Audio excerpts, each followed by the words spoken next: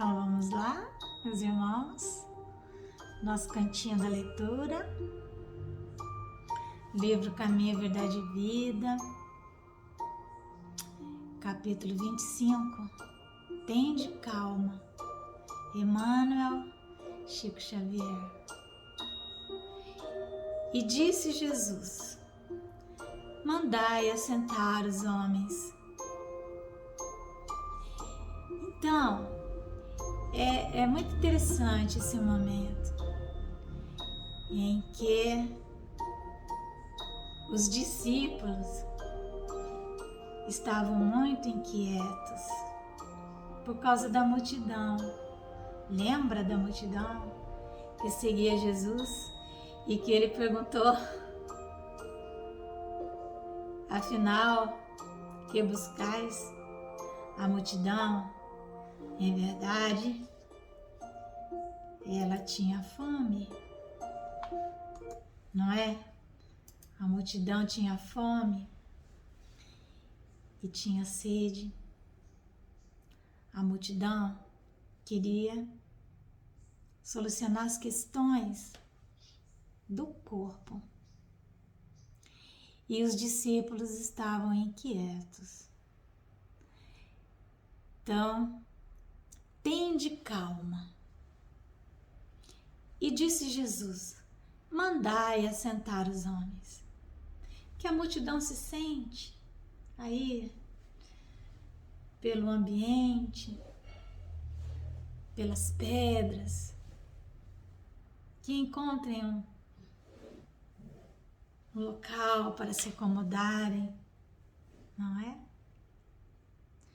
Esta passagem do Evangelho de João é das mais significativas. Isso está em João, capítulo 6, versículo 10.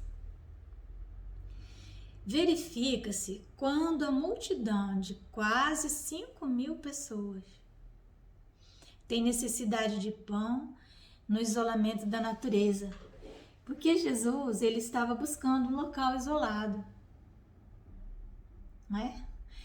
Para falar aos discípulos, para meditar, e a multidão o seguiu. Então era um local ermo, um local distante. Os discípulos estão preocupados. Filipe afirma que 200 dinheiros não bastarão para atender à dificuldade imprevista. André conduz ao mestre um jovem que trazia consigo 5 pães de cevada e 2 peixes. Todos discutem, porque na hora que falta pão à mesa, na hora que a dificuldade entra pela porta, dizem que o amor sai correndo pela janela, não é? É o momento em que vem conflito, desequilíbrio, as discussões, muito longe de sentar para buscar a solução, vem a discussão. Jesus, entretanto, recebe a migalha, sem descrer de sua preciosa significação, e manda que todos se assentem. Pede que haja ordem, que se faça harmonia, e distribui o recurso com todos, maravilhosamente, miraculosamente, como se fosse um milagre. A grandeza da lição é profunda.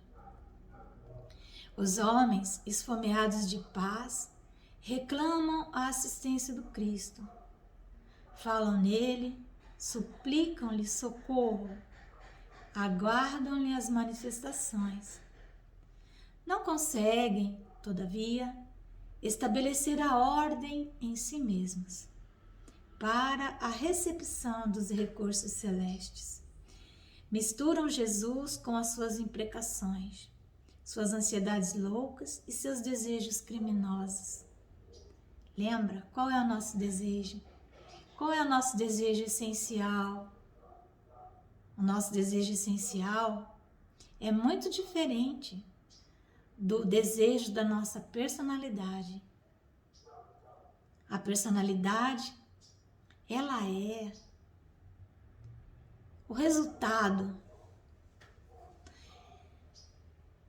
do ambiente no qual vivemos, de todas as experiências relacionais que fazemos.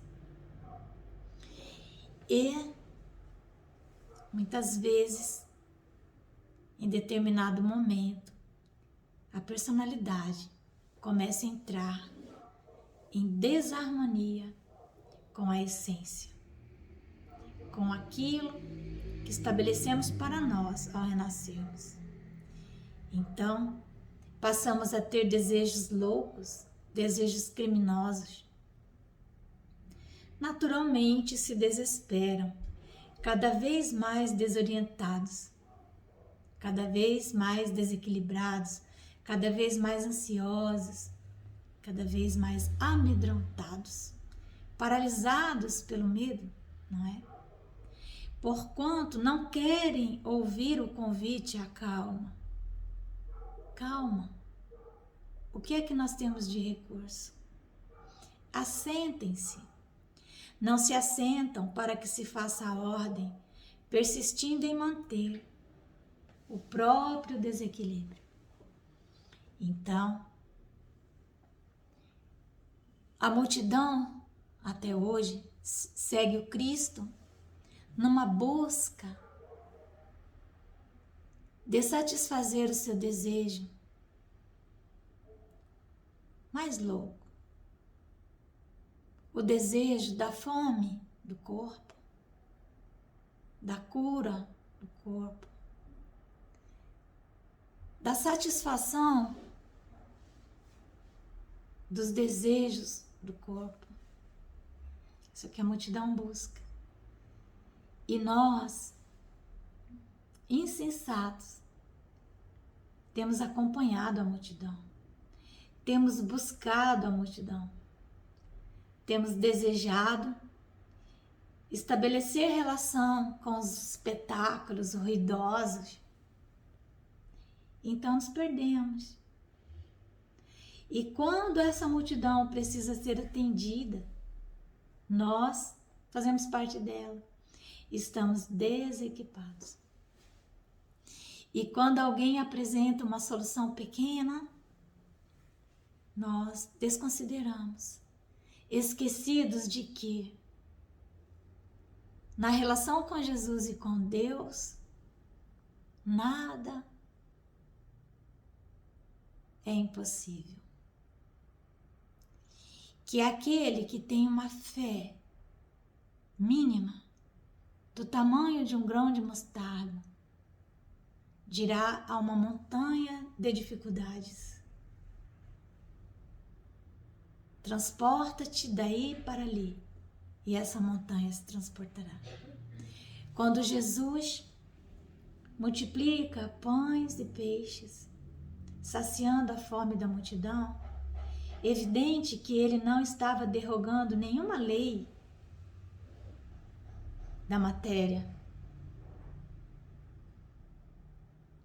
Evidente que ele estava ancorado numa fé que nós ainda não possuímos.